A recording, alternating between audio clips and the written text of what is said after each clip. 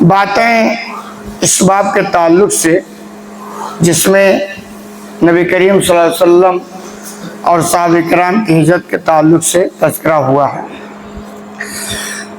ان عائشہ رضی اللہ عنہا زوج النبی صلی اللہ علیہ وسلم قالت، عائشہ رضی اللہ عنہا بیان کرتی ہیں جو نبی کریم صلی اللہ علیہ وسلم کی بیوی ہیں، لم عاقل ابوی قط الا وہما یدینان الدین، کہ میں نے جب سے ہوش سنبھالا تو اپنے والدین کو دین اسلام پر پایا۔ کہنا یہ چاہتی ہیں کہ ہمارے والدین بہت پہلے اسلام لے آئے تھے، ہمیں ہوش نہیں ہے، ہم جب سے ہوش سنبھالے تو اپنے ماں باپ کو اسی پر پایا ہے۔ اور ابو بکر کے بارے میں آتا ہی ہے کہ جیسے آپ صلی اللہ علیہ وسلم نے کہا میں نبی بنایا گیا ہوں، ہم فوراً مان گئے، چند لوگ کے شروع میں فوراً تسلیم کر لیے بغیر کسی جھجک کے، تو اسی میں ابو بکر بھی تھے۔ تو عائشہ وہ بیان کرتی ہیں، وَلَمْ يَمُرَّ عَلَيْنَا يَوْمٌ إِلَّا يَأْتِينَا رسول اللہ صلی اللہ علیہ وسلم طرفَيِ النَّهَارِ بُكْرَةً وَعَشِيًّا، اور کوئی ایسا دن نہیں گزرتا کہ آپ صلی اللہ علیہ وسلم روز صبح و شام ہمارے گھر آتے، نہ آتے نہیں آتے، کہنا چاہتے ہیں کہ ڈیلی صبح بھی اور شام بھی اللہ کے رسول صلی اللہ علیہ وسلم میرے گھر تشریف لایا کرتے تھے۔ ابو بکر آپ کے جگری دوست تھے، چنانچہ جب کوئی ہوتا تو وہاں جا کے تھوڑی تسلی، تھوڑی دل کی بات کہنا لینا اور مشورے، یہ ساری چیزیں ہوتی تھی۔ اور ابو بکر کے لیے یہ شرف کا مقام تھا کہ وقت کا نبی ڈیلی صبح و شام ان کے گھر آتا ہے، کس کو یہ موقع ملتا آسانی سے، تو ان کے لیے شرف کی بات تھی۔ تو یہ بیان کرتے ہیں کہ ڈیلی صبح و شام اللہ کے رسول ہمارے گھر تشریف لایا کرتے تھے۔ فَلَمَّا ابْتُلِيَ الْمُسْلِمُونَ،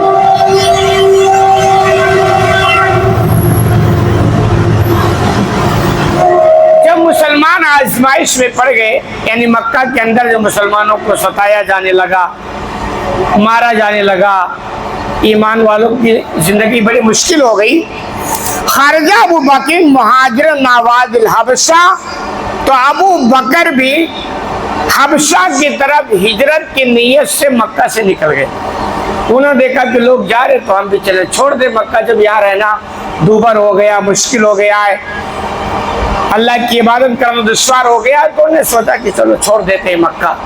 اور یہی ہے کہ جہاں رہنا مشکل ہو جائے تو آدمی کیوں رہے گا، کہیں اور دیکھے گا، اور اللہ واسع اللہ کے زمین بڑی کشادہ ہے۔ تو اس نیت سے ابو بکر مکہ چھوڑ کے نکل گئے۔ حتیٰ بلغا برق الغماد لکیو ابن الدغینہ، کہہ رہے ہیں جب مکہ سے نکلے تو ابو بکر برق الغماد پہنچے، ایک جگہ کا نام ہے، جیسے جگہ کا نام ہوتا مکرانہ، جے پور، ایسے وہاں بھی ایک جگہ کا نام ہے۔ مکہ سے نکلے تو وہاں وہ پہنچے، اور وہاں پہنچے تو ابن الدغینہ نام کا ایک شخص تھا، اس سے ملاقات ہوئی ابو بکر کی۔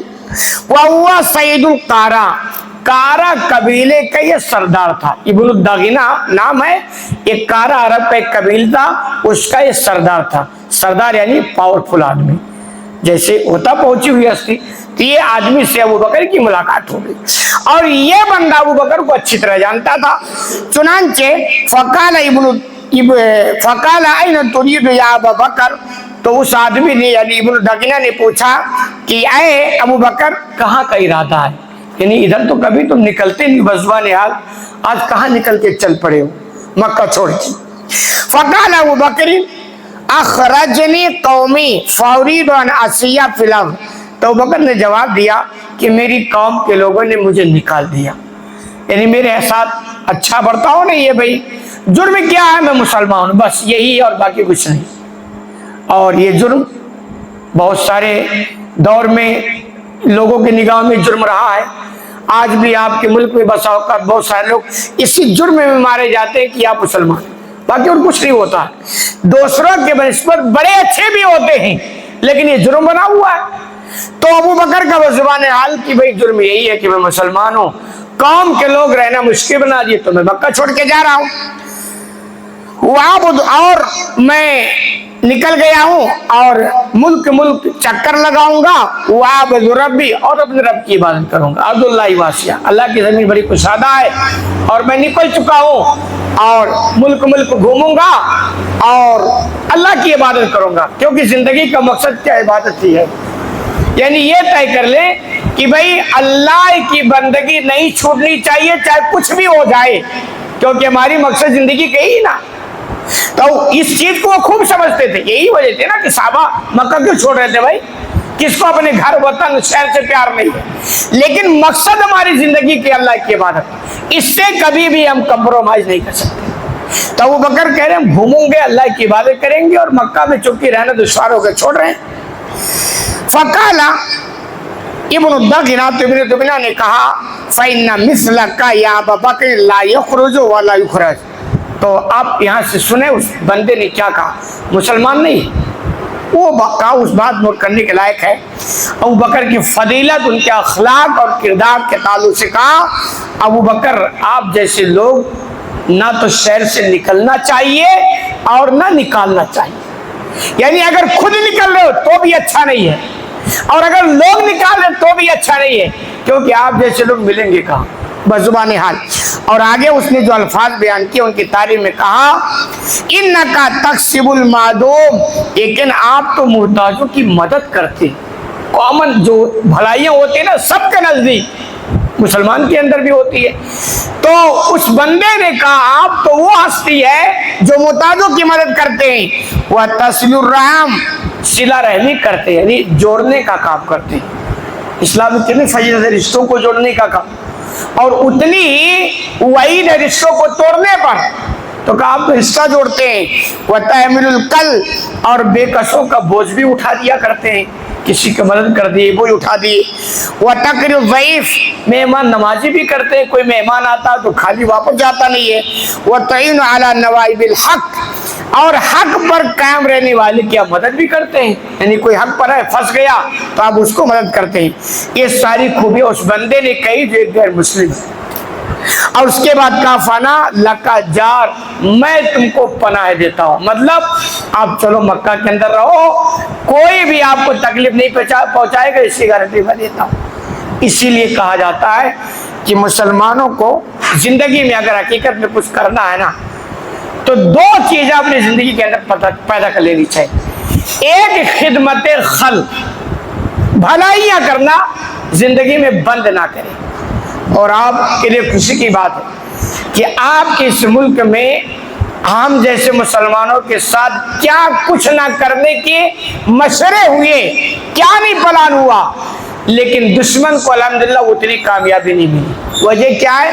वजह है कि बिगड़ा हुआ मुसलमान है, लेकिन फिर भी गैरों के मुकाबले में इनके अंदर खिदमत खल्क का जज्बा आज भी है। आप देख लें, मैं लॉकडाउन के बाद जब सफ़र कर रहा था तो एक गैर मुस्लिम से मेरी मुलाकात हुई, एकदम नौजवान। उसने अपने आप बेटी सुनाया और कहा कि मैं मुंबई से निकला था और कैसे कैसे घर अपनी यूपी पहुंचा, और रास्ते में जितने खिलाने पिलाने वाले मुझे मिले वो सब मुसलमान थे। ये खुशी की बात है कि मुसलमान के अंदर ये सिफात है, इसलिए दुश्मन अपने मकसद में इंडिया में कामयाब जैसा होना चाहिए हो नहीं पा रहा। और ये खूबी होनी चाहिए कि जहां भी रहें भलाइयाँ करें, बेकसों का सहारा बने, गरीबों की मदद करें, खिदमत खल्क के जज्बे के साथ जी। एक काम। दूसरी चीज, दुआ करना ना छोड़ें अल्लाह से हमेशा। अद्दुआ सलाहुल मोमिन कहा गया कि दुआ ये तो मोमिन की हथियार है। और दिलचस्पी की बात, आप जो नमाज पढ़ते हैं ना उसमें क्या सब दुआ ही है, नमाज के बाद जो अज़कार दुआ ही है। तो दुआ ये मोमिन, ये दो चीजें अगर मोमिन ना छोड़े ना, खिदमत खल्क और दुआ, तो इंशाअल्लाह कोई इस बंदे को ज़ेर नहीं कर सकता है। इन लोगों का दिल जीतेगा, फिर इनके खिलाफ कौन खड़ा हो पाएगा। तो उन्होंने कहा कि मैं तुम्हें पनाह देता हूँ, इरजे वाबुद रब्बका बिवलिदिका, ऐसा करो आप मक्का के अंदर वापस चलो और उसी शहर में अपने रब की मदद करो, और मैं तुम्हारे पनाह देता हूँ, कोई आपको कुछ बिगाड़ नहीं सकेगा। तो ये खूबी है और इस खूबी का ये नतीजा निकलता है। हदीस लंबी है, बाकी बात अगले दर्स में। अल्लाह रब्बुल आलमीन से दुआ है कि इलाही आलमीन तुम्हें कहने से ज़्यादा अमल करने की तौफीक अता फरमा।